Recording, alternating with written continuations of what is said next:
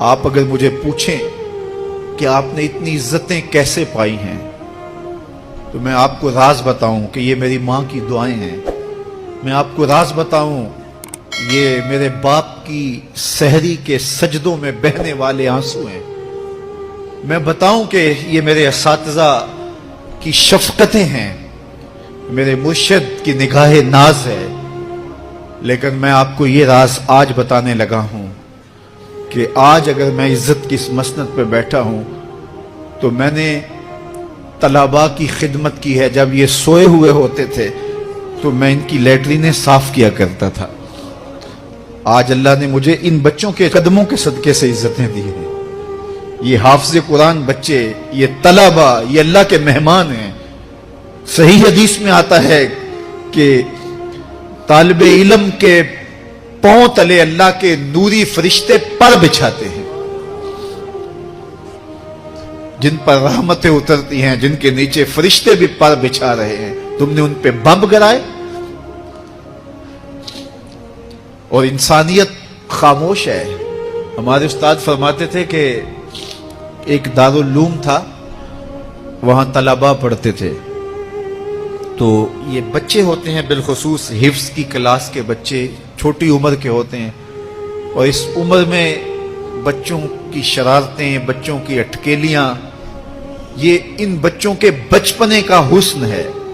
بعض لوگ ہمارے پاس آتے ہیں کہ یہ بچہ شرارتیں بہت کرتا ہے، دم کر دیجئے. تو میں کہتا ہوں یہ شرارتیں ہی تو ان کی عمر کا حسن ہے. جب بڑے ہو جائیں گے تو یہ سنجیدہ ہو جائیں گے. وہ ایک شاعر نے کہا تھا، مجھے اچھا نہ لگا بچوں کا جوان ہونا. جب چھوٹے ہوتے ہیں تو ان کی شرارتیں ان کا حسن ہوتا ہے.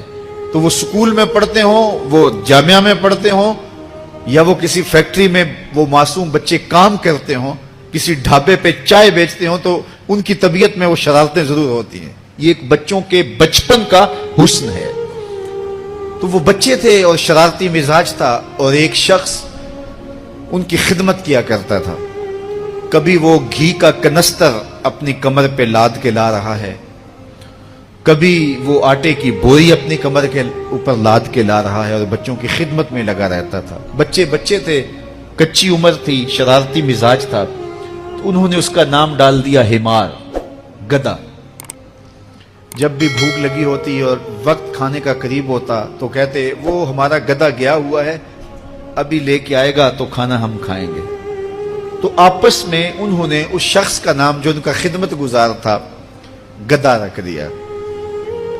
اسے پتا چلا کہ یہ مجھے گدھا کہتے ہیں، میں ان کی خدمت کروں، نوکری کروں، بلا معاوضہ میں ان کے لیے کمر پہ گھی کے کنستر اور آٹے کی بوریاں لاد لاد کے لاؤں، اور یہ مجھے گدھا کہتے ہیں. اس نے چھوڑ دیا اور گھر چلا گیا. رات پڑی، سویا، مقدر جاگے. کیا دیکھتا ہے؟ حشر کا منظر ہے، اور وہ طالب علم ہے، انہیں جنت کا حکم ہوتا ہے.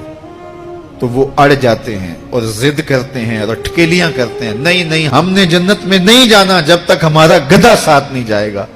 یہ اٹھا اور آنکھوں میں آنسو تھے اور دوڑتا ہوا مدرسے آیا. کہا تم مجھے گدھا کہو، حمار کہو، کوتا کہو، میں نوکری تمہاری ہی کروں گا، کیونکہ تم اللہ اور اس کے رسول کے پیارے ہو.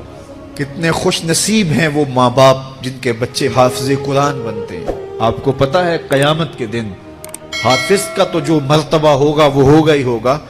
حافظ قرآن کے والدین کے سر پہ نور کا تاج رکھا جائے.